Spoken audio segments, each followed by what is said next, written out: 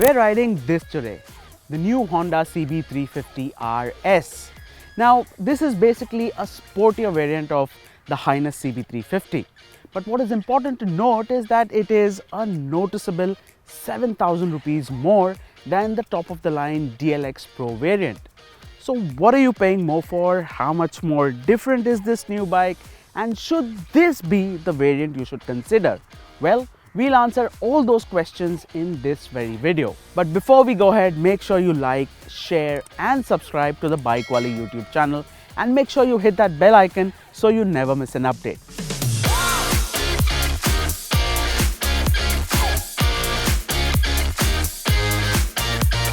We loved how Honda stuck to its original CB roots with the Highness CB350.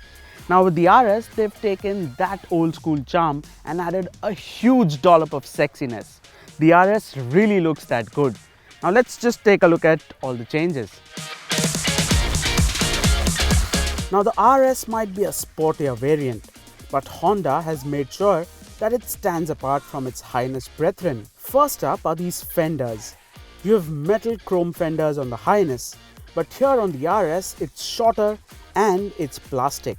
Headlight has a chrome ring in the Highness, but here in the RS it's been blacked out. Also additional on the RS are these fork boots, which not only add to the aesthetic part but is a practical add-on, protecting it from dust. The indicators too aren't just a different design, but these are LEDs. Moving to the side, the RS also gets a skid plate, and I just bought a single horn as against dual horns on the DLX Pro variant. These side panels are also redesigned to go with the sportier theme. At the rear, the RS looks very Ducati scramblerish thanks to that LED tail lamp and the fender design. Another big change that really adds some meat here is the rear tire. Now this is a 150 section MRF Zapper curve that is not only wider but is also a size down at 17 inches.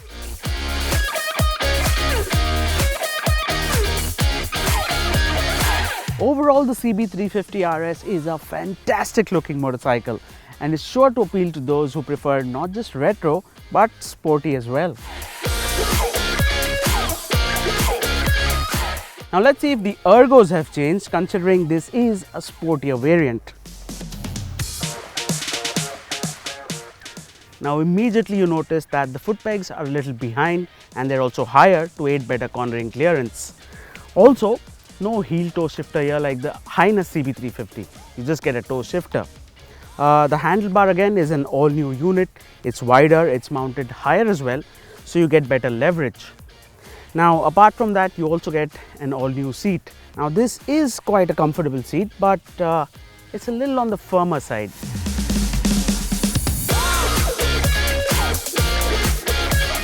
All this coming together, the RS offers a slightly aggressive riding position, but not at the cost of being uncomfortable. Even the saddle height at 800 mm is pretty friendly and shouldn't be a problem for those who aren't too tall. On the features front, smartphone connectivity via Bluetooth, USB charging is not available in the RS variant. Yes, you heard that right. Now that is quite a bummer considering those are very handy features. The instrument console is exactly the same. So you get an analog speedo, a small digital screen reading out the odo, trip meters, fuel, time and the gear you're in. The screen also displays the distance to empty, average mileage and real-time mileage. There is also a hazard warning switch for the emergency stops. On the rider assist side, you get switchable traction control or Honda selectable torque control in Honda's Peak, along with dual channel ABS and an assist and slipper clutch as well.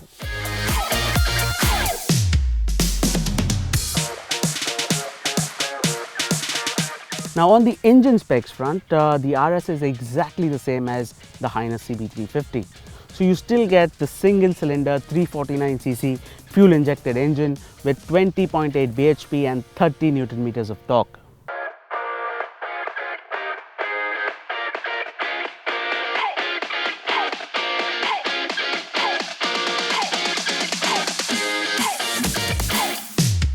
So the engine still feels refined and commuting in the city feels absolutely delightful.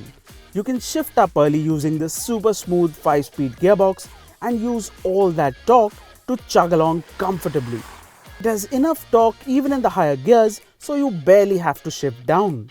Even on the highways, as long as you're in the cruising zone, which is between 90 to 100 kilometers per hour, the RS will oblige happily, and it will sit at 100 kilometers per hour all day, making it for a good touring bike too. But it's only when you want to sail past at higher speeds is when the RS's performance starts feeling a little lacking. Urgency is not this motor's forte, and revving higher reaps no dividends. We would have loved it if Honda would have made slight changes in the RS to offer better performance, like altering the gearing or engine mapping as compared to the regular Highness. So if you're looking at a relaxed performer, the RS is sure to keep you happy. But if you want a peppy performer, you'll have to look somewhere else.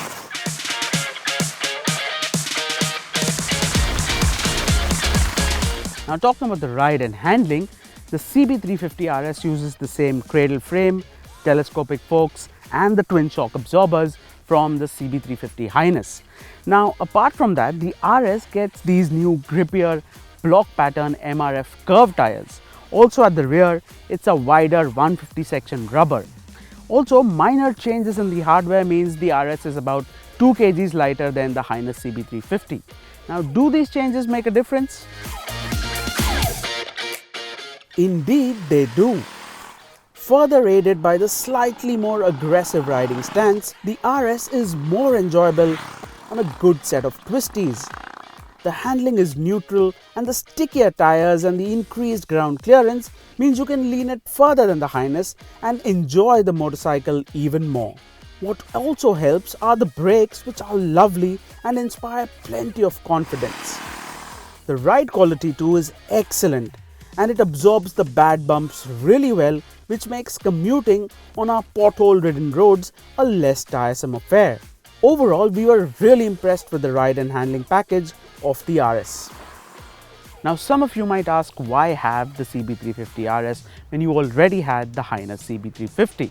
Well, just like Royal Enfield had different avatars like the Standard, the Classic and the Thunderbird, why not have different avatars of the CB350, right? The CB350 RS is priced at Rs 1.98 lakhs ex-showroom Mumbai. Now that's about 7,000 rupees more than the top-end Highness DLX Pro variant. Yes, it does miss out on features like the Bluetooth connectivity and the USB charging, but it makes up for that with a more engaging riding experience. So if you've always wanted a CB350 that's more sportier, that's more sexier, and one that offers a more engaging riding experience, the CB350 RS provides just that.